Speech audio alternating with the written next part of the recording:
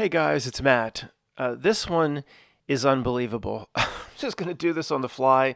I'm in a rare mood. I'm totally feel beaten up. I mean, I don't know. I just wasn't going to make a video. Came across this movie by accident, mistake. Never really heard of it. Oh, I like old Robert Redford movies. I'll watch a Steve McQueen or a Paul Newman. 3 days of Condor, of the Condor. 3 days of the Condor. There's some images here, guys. It's better if you see it, but if you're driving, I'll describe it. You don't need to see this, although I've taken pictures from my television. Just want to, I'll take a day off from, or an evening off from studying dark reality. Put something on that's just pleasant. The first 20 minutes of the movie, just a glimpse into what the late 70s looked like in New York with the old cars and the Ford LTDs and the old Chevys driving around and what the world used to be, and it finds me. I might lose it here. Literally, you might witness almost live. Witness me. He's finally going to lose it. Yeah, he's finally going to lose it. It finds me. So this one is unbelievable. I mean, this one is unbelievable. I immediately called Greg. We talked about it for 20 minutes, and he's like, That is, you've got to make a video about that ASAP. Unbelievable." So, um, this is not the main movie poster. The crosshairs, like we haven't seen this enough. The crosshairs over his left eye. Usually they put it over the right. I don't know why they do. They swap eyes. I don't want to hear the same old parody response about the sun pillar and the mood pillar. I don't want to hear that anymore. There's other things going on than that same old parodied bullshit. There could be some truth to it, but that's not it. Okay, that's not what's probably discussed in the back rooms. Now, this is, I don't want to get into whatever's coming here. Is it a retrocausality? Is it channeling? Is it planted? We'll talk about that some other time. Or maybe if I can muster up a second wind on the back of this video. We'll see. But you might witness the breakdown right here. Billy Joel, don't forget your second wind. Those have been studying the dark reality for 10 years. Oh, boy. I'll do 45 seconds of the plot, and I won't give away anything. I can't because I didn't even see the last 40 minutes of the movie. And I'll tell you what happens very early on. I'm really not giving anything away. He works for the CIA as some analyst, but he doesn't, he's probably never even been to Langley. It's like the bookstore in Patriot games. They just go through books and manuscripts and report back to Langley. And, he doesn't, I guess he's an agent, but he's so far removed. And the people that he works with are more like scholars. They don't carry guns or anything like that. So some bad guys come in. He's out to lunch to get sandwiches, kill the entire office of 7 people. But again, they mostly analyze literature and things like that, I guess, foreign literature. He comes back to find the whole annex or whatever. Of course, it doesn't say CIA out front in neon. It just says the so-and-so literature house. I don't know. He comes to find everybody dead. So then he goes on the run. He calls the emergency number he's supposed to call. What do I do? Don't go home. Meet me here. Call here from a payphone. The CIA will get people to come meet you. And he sniffs. Something's not right. And we'll just leave it at that. It starts to heat up, and the movie's, it's okay so far. It's not going to win any awards. So then here come these shots, really amazing shots of the World Trade Center. And it gets my attention, different views we haven't seen before, and it's like, wow, so, okay, didn't think this would start working its way into the theme again, just still watching this, just as, like, enjoying it, just not looking for the gematria. So the helicopter from the CIA lands at this helipad that, I guess, towards the late 90s, it probably wasn't there. That's where they probably built other buildings, but there was a helipad right there. Okay, in that helicopter that was flying into the WTC was one of Robert Redford's bosses from Washington flying up to meet another CIA boss in New York that works in the World Trade Center. You see the helicopter right there. Obviously, he works in the World Trade Center, and we know. Just even from this image, we know it's the World Trade Center. The definitive windows, that height of looking down at the Brooklyn Bridge, there's no other perspective, no other building that could have that perspective. So we're inside the WTC now.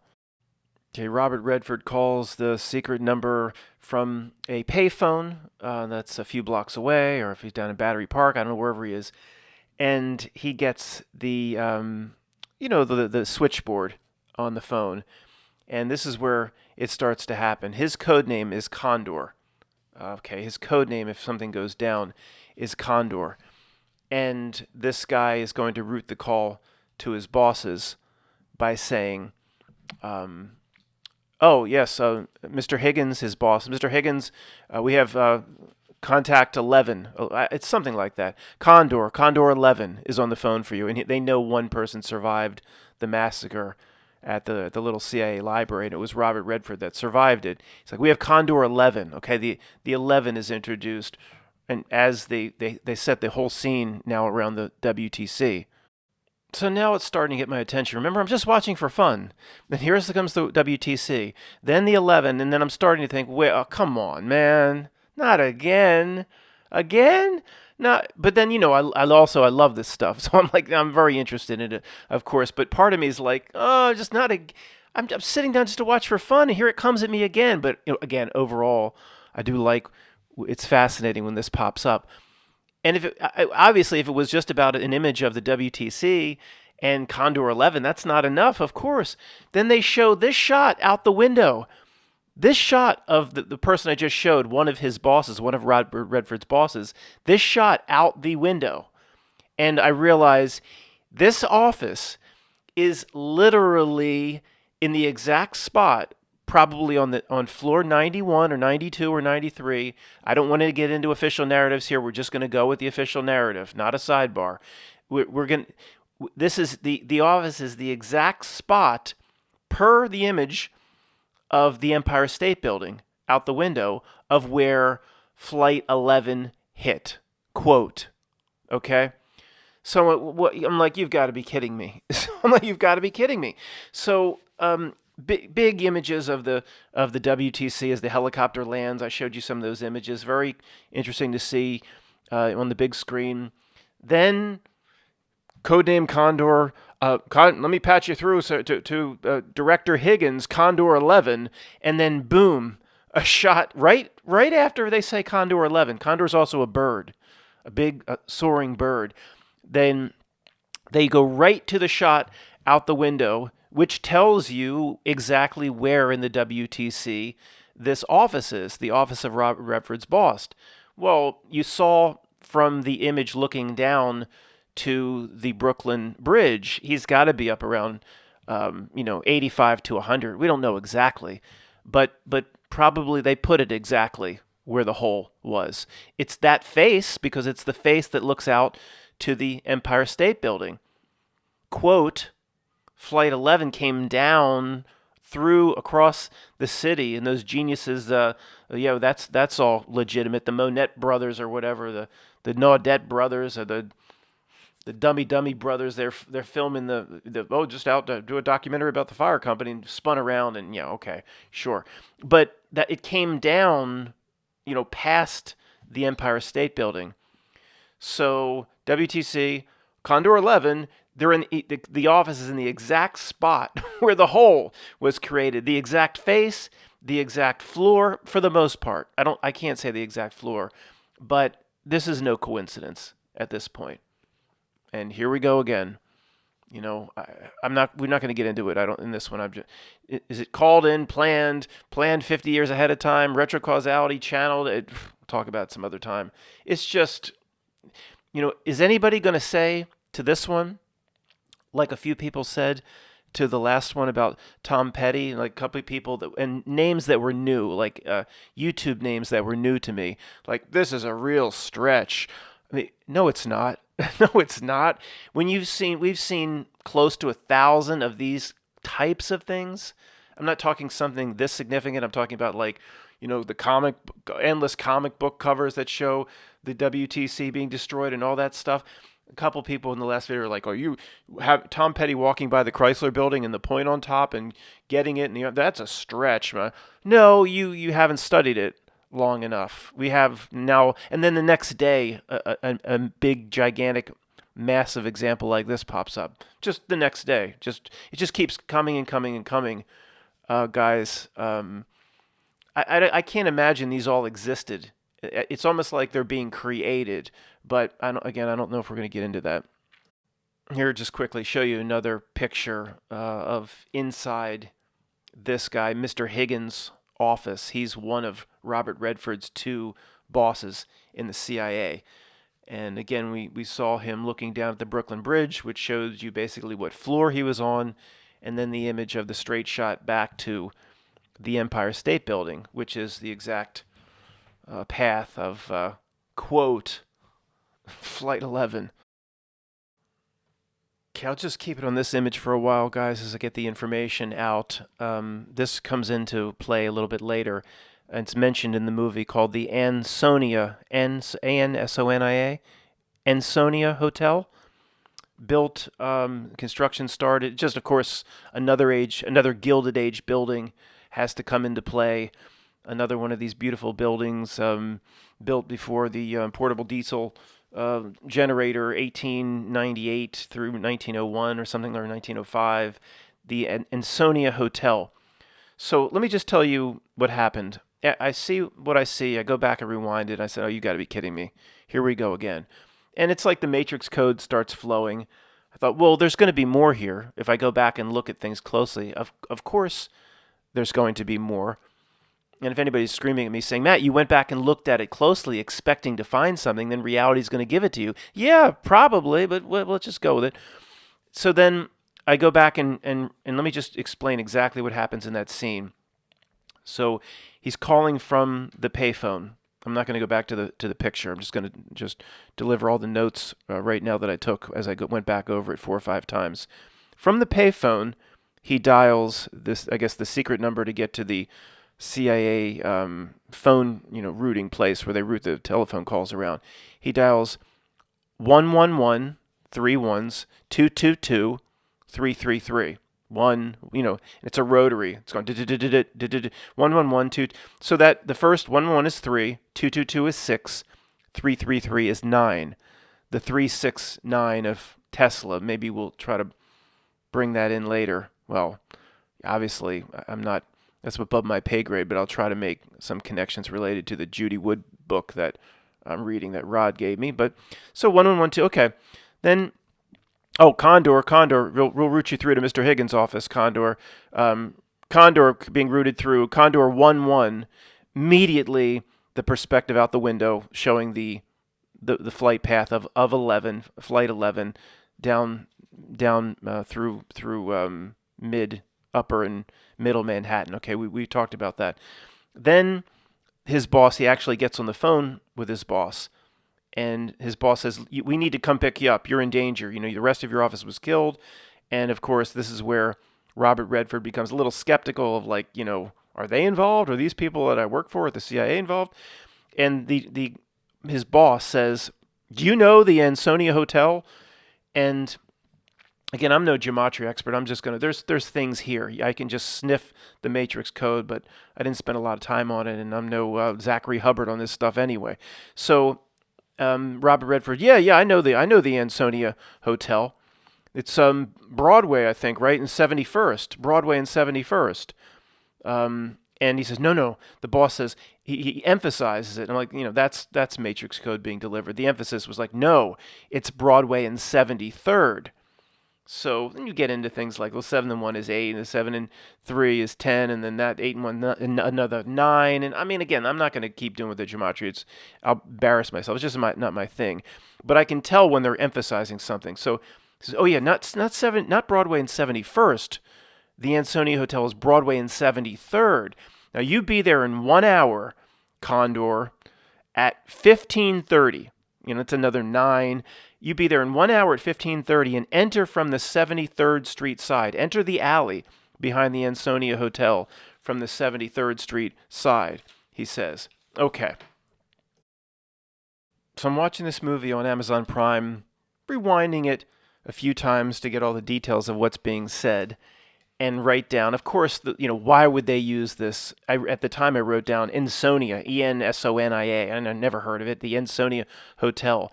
But they're using this for a reason. So, of course, as soon as I look it up, Ansonia, Ansonia Hotel, one of these Gilded Age buildings declared cultural landmark, and I thought, of course, here it comes, matrix code, fractal reality. One thing will relate to the next. You just sniff it that things are going to pop out of the Wikipedia for this hotel without even having to dig. Of course, and I didn't do any digging. I mean, I looked at it for not even 10 minutes. And of course, first thing that pops out, Gilded Age building, late 1800s. And you look through the Wikipedia, all sorts of legend and lore and where it came from. Was it Rio Tinto founder, the mining company, in today's equivalent money, billionaire, and the people that stayed there, and Babe Ruth had a place there, and all this. And then there's scandal and controversy and all this stuff. Of course, okay, of course, the things that popped out at me without having to dig, and I'm not even going to go back and dig. It is what it is. But I knew there would be some things that just pop out, like the rabbit just jumped right in my lap without even having to look. One was it was featured in the movie Don't Say a Word, the movie with Michael Douglas, Don't Say a Word. I'm like, okay, there's another huge, to me, relationship back to the 7/11 day in 2001, because when I was, all the old footage of right after it happened, when it was, the skies were pitch black with soot and smoke and that dust, and it looked like, the plains of hell. And there's one movie poster that's closest to ground zero, and it's the movie says, the 2001 release, Don't Say a Word. And it says, just the movie poster is right there, a block away from the scene that looks like the pits of hell, dark, black smoke, everybody covered in soot. And then you see the movie poster, Don't Say a Word, Michael Douglas. So that's the movie poster that they have down around ground zero. And I remember seeing that many times over the years. So that popped out at me as I'm doing this research on the Ansonia. That's tied into the Ansonia, which is tied into the scene in 3 Days of the Condor that I just talked about.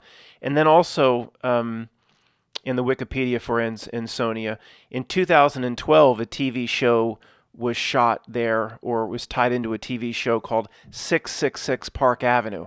I didn't know there was a TV show called 666 Park Avenue. I think that's probably the creepy building that Jared Kushner and his family supposedly bought to put forth that script. But I don't know. So those two things jumped out, and it will, as you look into it, it will artificially, in ways that are not beyond human. It'll all weave together as usual, without, no people planned it out in back rooms smoking Peter Stuyvesants and sipping their cognac. There's too many things in this reality that weave together in an impossible fashion. And me just sitting down, just to have a fun time watching a damn Robert Redford movie. Here we go again. So, I mean, if it happened 5 times, it's a coincidence. If it happened 10, I don't like 1 in 10 million possibilities. If it happened, we're now, the things you could weave into the 7/11 2001 story is like 1,000 things like this. The predictive programming, whatever you want to call it, the channeling, the retrocausality, the allusion to what is going to happen in past movies and books, and it's now we're into 1 in billions that could be pulled off and coordinated. I don't really buy 1 in billions very often. I don't like those odds. So I think something else is going on. It's better to say something else is going on and we don't fully understand it than to go back to the same old tired explanations. Maybe somebody can comment on this video. I know a couple of people I've emailed back and forth with have seen it. I don't know if it's James or Neil, but they can maybe comment. I've never seen it, and I should probably see it.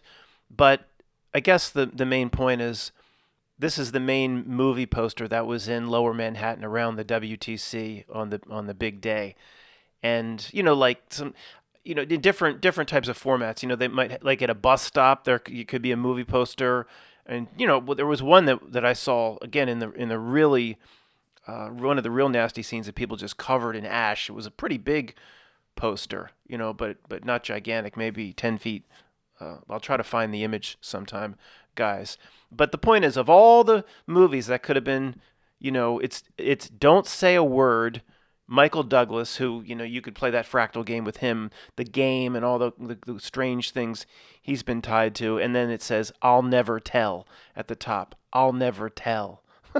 Of all things, like just out of coincidence, maybe they're bringing back the animated movie The Rescuers, or they're what is it, Deuce Bigelow, Male Gigolo, or just something that has no relation. I mean, is anybody surprised that the movie poster down around the carnage is the one that's being pushed at that time more than any other is Don't Say a Word, Michael Douglas tied in. And I don't know off the top of my head, but I know the creepiness would start up again if you started looking to he would be tied to this, he'd be tied to that movie.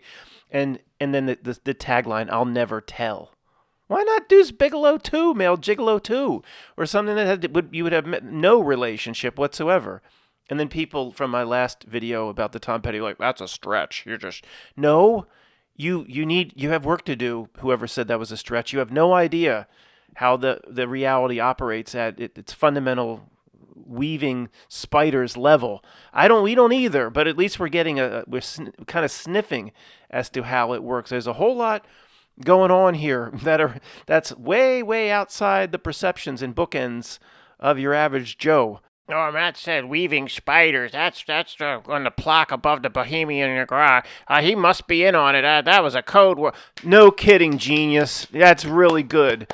It's just you study this crap for long enough, that's the shit that pops into your mind. And now that I'm thinking about it, whatever they tell you that means, weaving spiders come not here, whatever they tell you that means, we probably need to look into that at a different level. They're not going to just tell you what that means on the face of it. You got to study reality and come to your own conclusions as to what that means. He's just going to tell you. Come on, man. Here's another interesting movie poster I found. I'm smart enough to know that's not English. I think it's Spanish because I think Del Condor is of the Condor. My linguistic abilities are impressive. I bought my Toyota Scion from Del Toyota. I don't think it's of the Toyota. I think that's the guy's name, but I think it's of the Condor. So this is probably for a movie poster for Latin America. Yeah, it's got the red and the blue. And what does that mean? I don't. Yeah, I know we see that all the time. The red and the blue, and I guess you merge it and it makes purple. I don't know. It ain't my thing. All that dumbass symbolism. We see it over and over, and who cares? We see the same shit over and over. I'm more interested in how the reality works at the fundamental level, the metaphysical level, the influence of the influencing of us, of consciousness, reflects back and helps create reality, or reality out there as it's being degraded and becoming a buffoonery, a festival of debauchery, is just a reflection back of what we are, not hopefully you and I, but what the collective is becoming. All that stuff. And I don't give a shit what red and blue means in a movie poster, but I just, would point it out. Then stop pointing it out. Okay, sorry. Del Condor, of the Condor. It's quite impressive. Not everybody would know that. So I didn't even talk about Faye Dunaway. She comes in late to the movie. Again, I might have an hour left, I think.